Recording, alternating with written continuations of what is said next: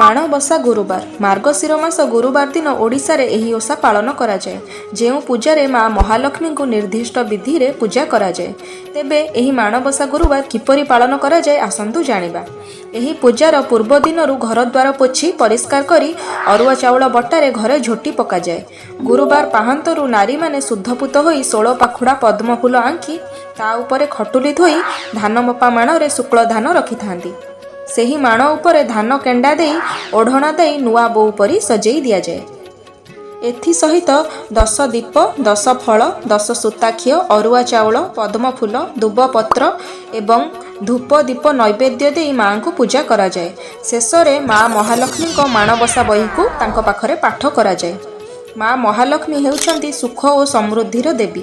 ତାଙ୍କୁ ପୂଜା କରିଲେ ପରିବାରରେ ସୁଖ ସମୃଦ୍ଧି ଆସିଥାଏ। ଜୟ ଜଗନ୍ନାଥ।